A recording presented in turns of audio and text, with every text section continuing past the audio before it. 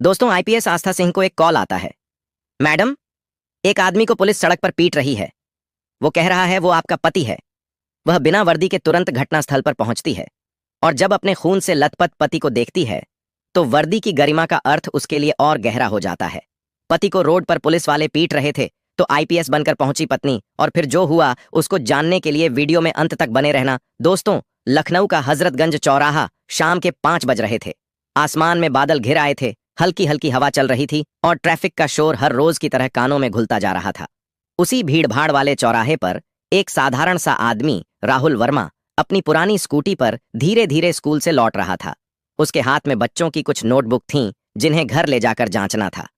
राहुल एक सरकारी स्कूल में शिक्षक था। शांत स्वभाव, विनम्र व्यक्तित्व और जिंदगी को नियमों के हिसाब से जीने वाला इंसान। लेकिन उस दिन उसकी जिंदगी के उसूल कुचल दिए गए। सड़क के बीचों बीच जनता के सामने कानून के रक्षक ही कानून को रौंदते हुए नजर आए। जैसे ही वह चौराहे पर पहुंचा, अचानक एक पुलिस की गाड़ी हूटर बजाती हुई उसके पास से निकली। राहुल ने स्कूटी किनारे कर दी, लेकिन तभी पीछे से एक चीखती आवाज आई, अबे ओ मास्टर, तूने साहब की गाड़ी को क्यों नहीं रोका? देख नहीं रहा वाईपी मूवमेंट हो रहा है? ये आवाज थी कांस्टेबल मिश्रा की, जो उस वक्त ड्यूटी पर था। राहुल कुछ समझ पाता इससे पहले ही उसका कॉलर पकड़ा गया। साहब, मैंने तो स्कूटी साइड में ही कर दी थी। बोलता बहुत है रे तू, चल उतर। कांस्टेबल मिश्रा ने बिना कुछ सुने उसे स्कूटी से खींचकर नीचे गिरा दिया।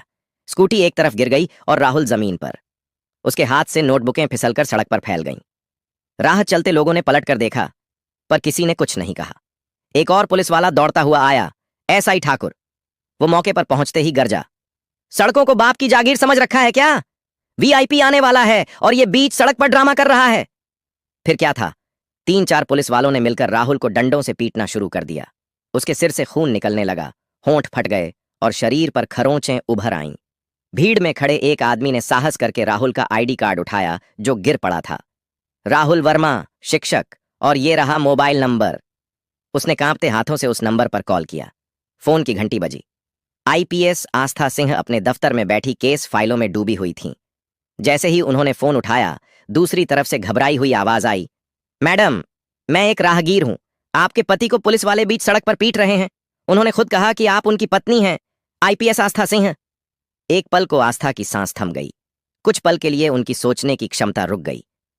कहां हो आप? उन्होंने झटपट पूछा। हजरतगंज चौराहे पर, वीआईपी मूवमेंट के पास। आस्था ने बिना समय गंवाए अपने ड्राइवर को बुलाया।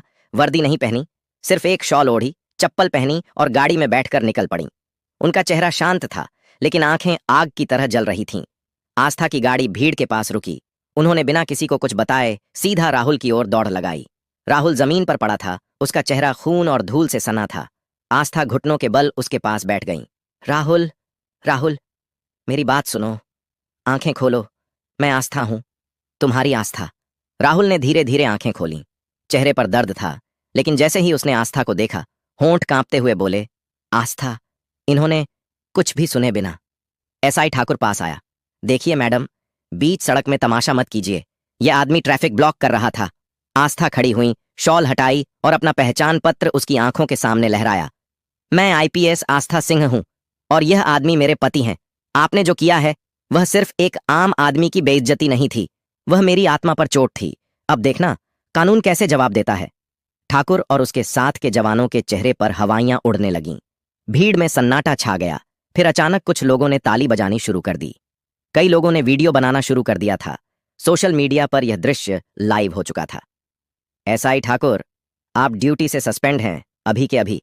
कांस्टेबल मिश्रा और अन्य शामिल जवानों को तुरंत लाइन हाजिर किया जाए, ये मेरा आदेश है। ड्राइवर को इशारा करके आस्था ने राहुल को गाड़ी में बैठाया और सीधा अस्पताल ले गईं। रास्ते में उन्होंने उसका सिर अपनी गोद में रखा। आंखों से आंसू बह निकले, लेकिन चेहरा अब भी शांत था। मन में एक ही विचार गूंज रहा था, अब बात सिर्फ मेरे राहुल की नहीं है।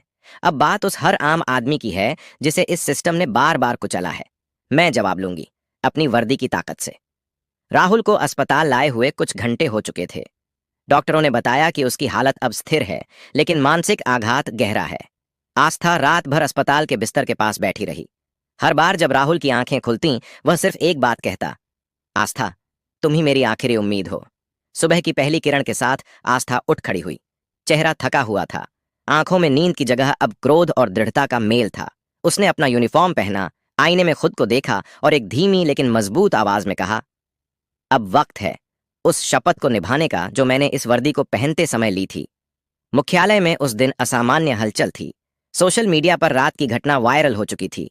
आईपीएस आस्था सिंह के जवाबी एक्शन की तारीफ हो रही थी, लेकिन पुलिस महकमे में यह बात भी चर्चा का विषय बनी थी कि एक आईपीएस ऑफिसर ने मीडिया के सामने अपनी भावनाएं जाहिर की। आस्था मुख्यालय पहुंची, सीधे आईजी ऑफिस की ओर बढ़ी। रास्ते में सभी अधिकारी उन्हें देखकर सम्मान से खड़े हो रहे थे, लेकिन कुछ की आंखों में डर और कुछ में सवाल थे। आईजी साहब जनार्दन प्रसाद अनुभवी अफसर थे। उन्होंने आस्था को बैठने का इशारा किया। मैं जानता हूं कि तुम्हारे साथ बहुत गलत हुआ, लेकिन तुम्हारे एक्शन ने पूरे डिपार्टमेंट को हिला दिया है। आस्था की आवाज शांत लेकिन ठोस थी। सर, यह सिर्फ मेरा मसला नहीं है। अगर राहुल की जगह कोई और होता, एक आम आदमी, तो क्या वो इंसाफ पा पाता? मैं नहीं चाहती कि मेरी वर्दी किसी का डर बन जाए। मैं चाहती हूं कि यह वर्दी भरोसे की मिसाल बने।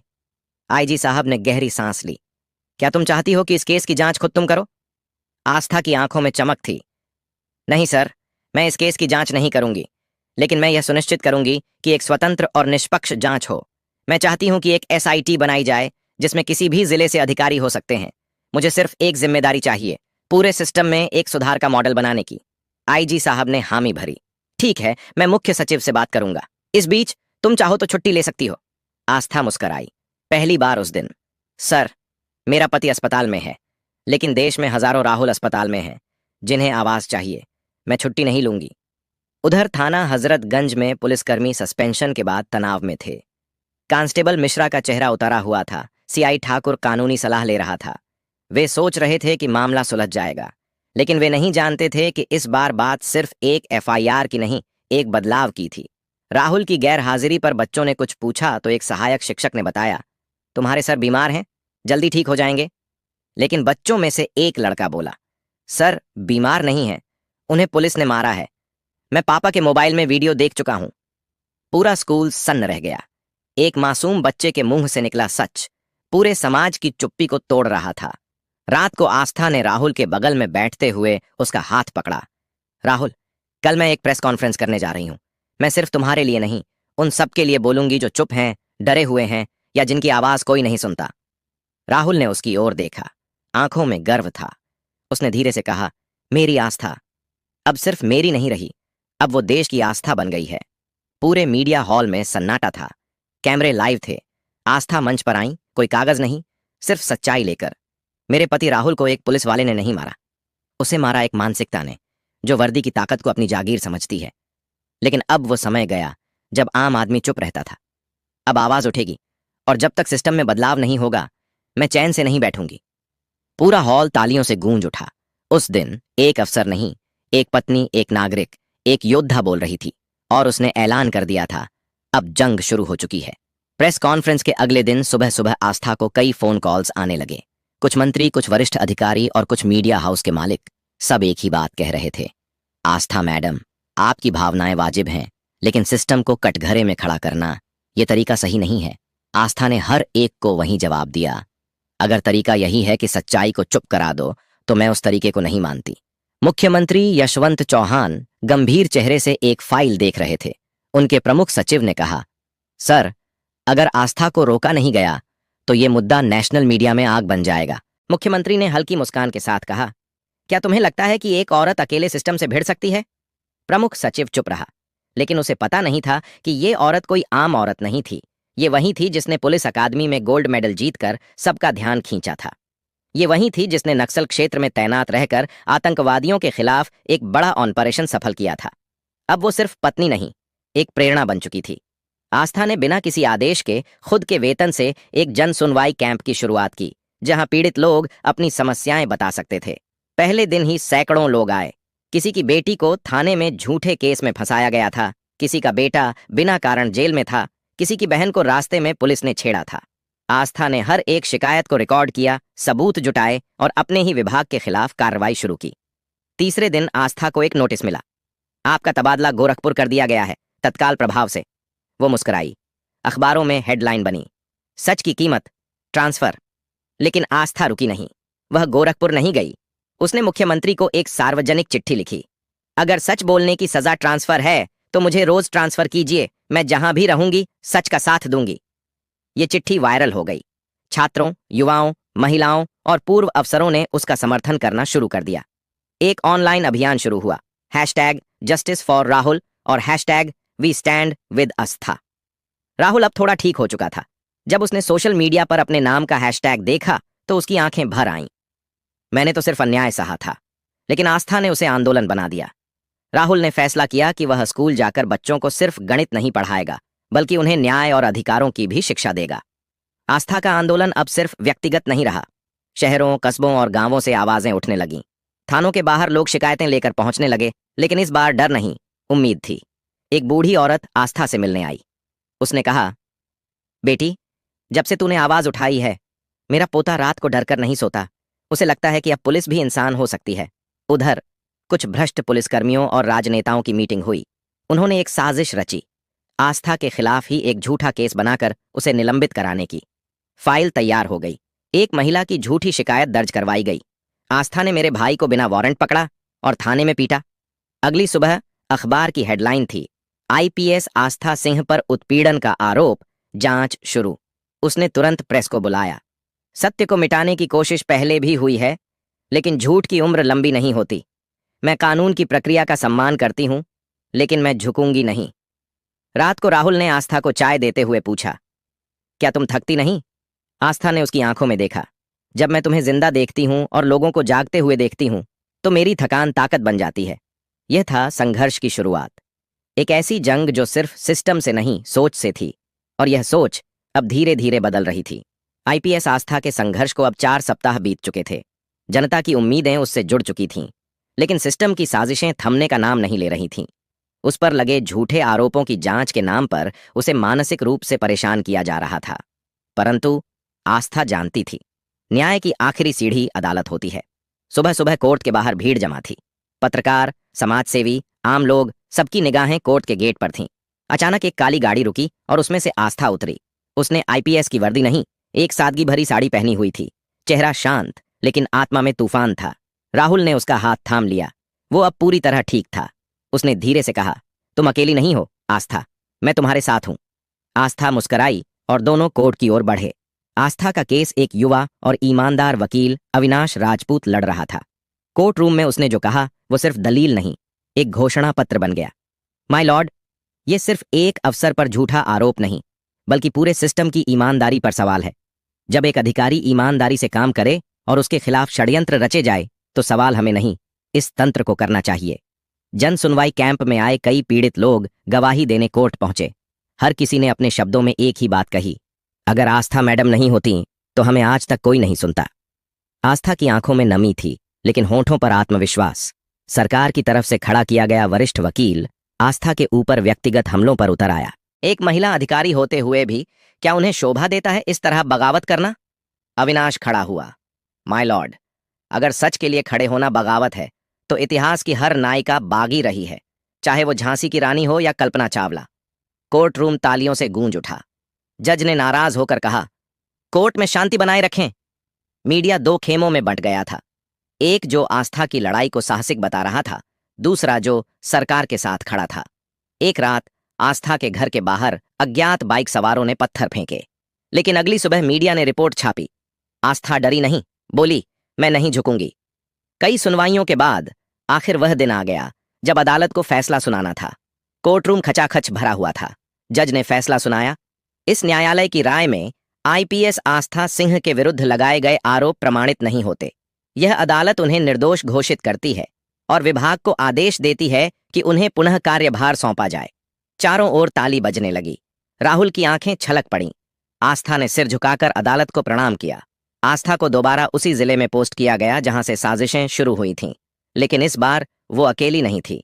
उसके पीछे था जनता का विश्वास और उसके साथ था एक बदला हुआ राहुल, जो अब शिक्षक से समाज सेवक बन चुका था। आस्था ने SP ऑफिस में प्रवेश किया, मेज पर रखी फाइलों को देखा और धीरे से कहा, अब हर फाइल में न्याय होगा, हर केस में सच्चाई, क्योंकि अब कोई आस्था डरेगी नहीं और कोई राहुल सहन नहीं करेगा। अदालत के फैसले के बाद आस्था को पुनः कार्यभार मिल गया था, लेकिन उसके भीतर केवल जीत का गर्व नहीं था, बल्कि एक आग थी। वह जानती थी कि उसका पति एक भ्रष्ट पुलिसिया मानसिकता का शिकार हुआ था, और यदि सिस्टम नहीं बदला गया तो न जाने कितने और निर्दोष लोग ऐसे ही पीटे जाएंगे। अब वह केवल अफसर नहीं, एक सुधारक बन चुकी थी। जिस थाने में राहुल को पीटा गया था, उसी थाने से आस्था ने अपना दौरा शुरू किया। वह सामान्य निरीक्षण नहीं कर रही थी, बल्कि हर फाइल, हर शिकायत, हर अधिकारी की कार्यशैली को गहराई से परख रही थी। थाने में डर फैल गया था। छोटे से लेकर बड़े तक सब जान गए थे, अब चलन वहीं चलेगा जो कानून कहेगा। आस्था ने एएसपी ऑफिस में एक विशेष मीटिंग बुलाई। जो अफसर जनता से रिश्वत मांगते हैं, उन्हें दो ही रास्ते चुनने होंगे, या तो सुधारो या सेवा छोड़ो। अब इंसाफ सिर्फ कागज पर नहीं होगा, जमीन पर होगा। आस्था ने एक विशेष टास्क फोर्स बनाई, इंटरनल अकाउंटेबिलिटी सेल, आईएसी। इसका नेतृत्व वह स्वयं कर रही थी। हर जिले के थानों की गोपनीय जांच शुरू हुई। हर जगह से भ्रष्टाचार की कहानियां निकलकर आने लगीं। फर्जी केस, झूठी गिरफ्तारी, महिला शिकायतकर्ताओं से अभद्रता। आस्था की टीम ने 18 दिन में 23 अफसरों को सस्पेंड किया। एक वरिष्ठ अधिकारी ने नाराज होकर कहा, आप सिस्टम को तोड़ रही हैं मैडम। आस्था ने मुस्कुराकर जवाब दिया, नहीं सर, मैं सिस्टम को साफ कर रही हूं ताकि यह जनता के काम का बन सके। आस्था ने पुलिस ट्रेनिंग अकादमी में मानव व्यवहार और संवेदनशीलता पर विशेष सेमिनार शुरू करवाए। उसने कहा, एक पुलिस वाले की पहली पहचान उसकी वर्दी नहीं, उसकी संवेदना होनी चाहिए। उसी अकादमी में राहुल को भी बुलाया गया। उसने अपने अनुभव साझा किए। मैं एक आम नागरिक था, आपके जैसा नहीं, लेकिन आपके भरोसे पर जीता था। उस दिन जब मुझे पीटा गया, सिर्फ शरीर नहीं टूटा, सिस्टम पर मेरा विश्वास भी टूटा। पर आज मेरी पत्नी और आप जैसे ईमानदार अफसरों की वजह से वो भरोसा फिर लौटा है। एएसपी आस्था ने जनता की पुलिस योजना शुरू की। हर हफ्ते एक थाना, एक गांव में शिविर लगाएगा। हर शिकायत, हर दर्द को सीधा सुना जाएगा। वो कहती थी, हम जब जनता के टैक्स से तनख्वाह लेते हैं तो जनता की सेवा से मुंह नहीं मोड़ सकते। एक गांव की बुजुर्ग महिला ने उसके पैर छूते हुए कहा, बिटिया, तू पुलिस वाली है, पर तू हमारे लिए मसीहा बनाई है। मीडिया और शासन ने आस्था को राष्ट्रीय स्तर पर सम्मान देने की बात कही, लेकिन उसने एक प्रेस कॉन्फ्रेंस में विनम्रता से कहा, मुझे पदक नहीं चाहिए, मुझे हर पुलिस चौकी पर सच्चाई चाहिए। अगर एक आईपीएस पद का मतलब सिर्फ वर्दी पहनना है तो वो खोखला है, लेकिन अगर इस पद से एक आम आदमी की चीख सुन सकें, तब जाकर हम सच्चे अफसर बनते हैं। सिस्टम में सुधार करते करते उसने कई दुश्मन बना लिए थे। कुछ अफसरों ने उसे धमकियां दी, कुछ नेताओं ने ट्रांसफर की धमकी दी, लेकिन अब आस्था डरने वालों में नहीं थी। राहुल ने एक रात उससे पूछा, क्या तुम्हें डर नहीं लगता? आस्था ने मुस्कुराकर जवाब दिया, डर मुझे पहले लगता था, जब तुम सड़क पर पिटे थे और मैं कुछ नहीं कर सकी थी। अब डरने की बारी उनकी है जो अपनी वर्दी का गलत इस्तेमाल करते हैं। आस्था की मुहिम अब सिर्फ सुधार तक सीमित नहीं थी। भ्रष्टाचार की गहरी जड़ें उखाड़ने के प्रयास में वह बहुत से बड़े अधिकारियों के निशाने पर आ गई थी। लेकिन वह जानती थी, इस रास्ते पर चलना आसान नहीं होगा। उसके पास अब सिर्फ वर्दी नहीं थी, बल्कि एक ऐसा अनुभव था जिसने उसे लोहे की तरह मजबूत बना दिया था। आस्था ने फैसला किया कि भ्रष्टाचार के सबसे बड़े गढ़ों में से एक, जिला क्राइम ब्रांच, की जांच स्वयं करेगी। उसके पास गोपनीय सूचनाएं थीं कि वहां से नशा, हथियार और अवैध जमीन सौदों को संरक्षण दिया जा रहा है। उसने बिना किसी को बताए रात 2 बजे टीम के साथ रेड डाली। वहां पकड़े गए एक दरोगा ने घबराकर कहा, मैडम, ऊपर से आदेश है, हम मजबूर हैं।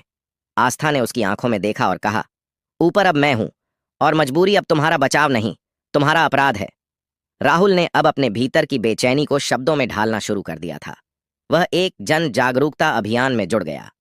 एक पत्रकार ने उससे पूछा, आपकी पत्नी आईपीएस है, आप खुद क्यों इतना आगे आ रहे हैं?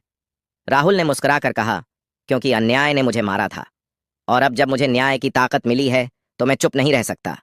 मैं हर उस आम आदमी की आवाज बनना चाहता हूं जो अपनी बात कह नहीं पाता। अब आस्था और राहुल दोनों मिलकर जनहित मंच चला रहे थे, जहां पीड़ितों को कानूनी मदद और मीडिया का प्लेटफॉर्म भी मिलता था। एसपी आस्था की कार्रवाइयों से सत्ता के कुछ चेहरे परेशान होने लगे। एक विधायक, जिसके गुंडों पर एफआईआर दर्ज हुई थी, मुख्यमंत्री कार्यालय तक शिकायत लेकर गया। ये अफसर तो बगावत पर उतर आई है। सीएम ने कहा, या तो तुम सुधर जाओ या तैयार हो जाओ, अब सत्ता की सोच भी बदल रही है। सीएम ने आस्था को बुलाकर कहा, तुम्हारी लड़ाई मेरी लड़ाई है, आगे बढ़ो, हम तुम्हारे साथ हैं। यह समर्थन मिलने के बाद आस्था की ताकत कई गुना बढ़ गई। अब आस्था ने नशे के कारोबार पर सबसे बड़ा वार किया। 48 घंटे के भीतर 17 ठिकानों पर छापेमारी हुई, 35 से अधिक गिरफ्तारियां हुईं और 5 करोड़ की अवैध संपत्ति जब्त की गई। मीडिया की सुर्खियां कहती थीं, आईपीएस आस्था बनी नारी शक्ति की मिसाल, माफिया राज को दिया बड़ा झटका। एक लड़की ने सोशल मीडिया पर लिखा, मैडम, जब भी आपको देखती हूं लगता है जैसे हमें भी लड़ने की ताकत मिल रही है। एक दिन जब आस्था घर लौटी तो उसके माता पिता बैठे थे। उसकी मां ने उसकी आंखों में देखा और कहा, बेटी, तू अब सिर्फ हमारी नहीं रही, तू अब इस देश की बेटी बन गई है। उसके पिता, जो कभी चाहते थे कि आस्था डॉक्टर बने, अब भावुक होकर बोले, हमने तो सोचा था तू किसी का इलाज करेगी, पर तूने तो पूरे सिस्टम का इलाज कर दिया। लेकिन आस्था की सबसे बड़ी लड़ाई बाहर नहीं, उसके भीतर चल रही थी। रात को सोते समय जब वह राहुल को देखती तो कभी कभी उस दिन की तस्वीरें फिर जहन में लौट आती, जब वह लहूलुहान सड़क पर पड़ा था। मैंने बहुत देर कर दी थी, वह बुदबुदाती। राहुल उसका हाथ पकड़कर कहता, तुमने जो किया वो कोई नहीं कर सकता। तुम मेरी नहीं, इस देश की रीढ़ हो। आस्था जानती थी ये रास्ता अंतहीन है, लेकिन अब वह पीछे मुड़ने वालों में से नहीं थी। उसकी आंखों में अब भी आग थी, लेकिन उस आग में केवल गुस्सा नहीं, उम्मीद भी थी। 3 साल बीत चुके थे। वह दिन अब भी आस्था की यादों में जीवित था, जब उसने पहली बार वर्दी में सड़कों पर अन्याय को सीना तान कर रोका था। लेकिन अब यह सिर्फ उसकी नहीं, पूरे देश की कहानी बन चुकी थी। दिल्ली के विज्ञान भवन में राष्ट्रीय स्तर का समारोह था। प्रधानमंत्री स्वयं मंच पर उपस्थित थे। आस्था को बुलाया गया राष्ट्रीय शौर्य एवं जनसेवा सम्मान प्रदान करने।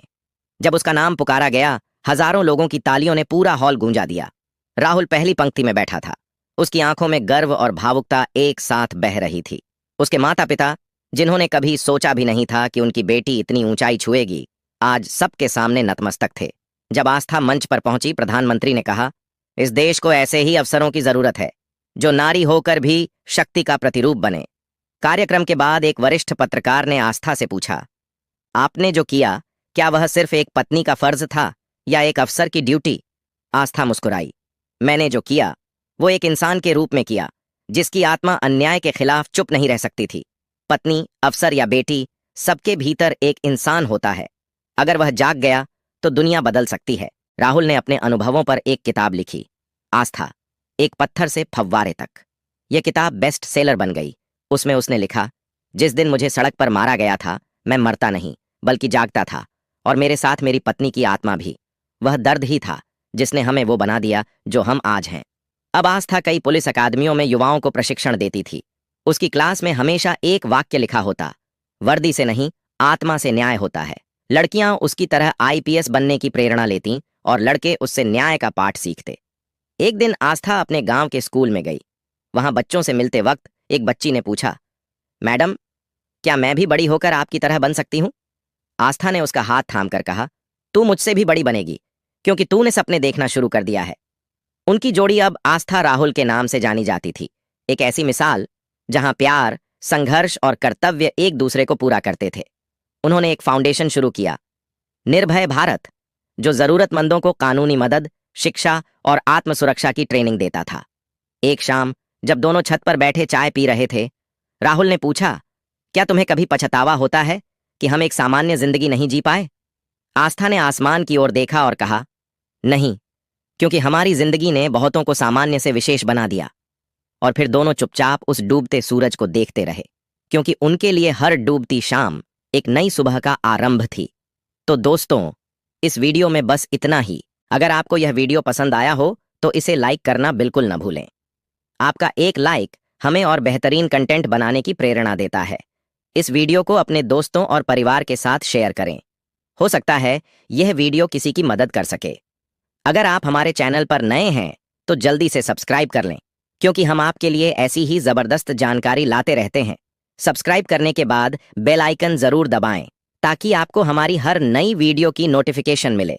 हम पूरी कोशिश करते हैं कि आपको बेहतरीन कंटेंट दें। आपके सुझाव हमारे लिए बेहद खास हैं। कमेंट में हमें जरूर बताएं कि आपको यह वीडियो कैसा लगा। इस वीडियो को देखने के लिए आपका दिल से धन्यवाद। आप हमारे लिए सिर्फ दर्शक नहीं, परिवार हैं।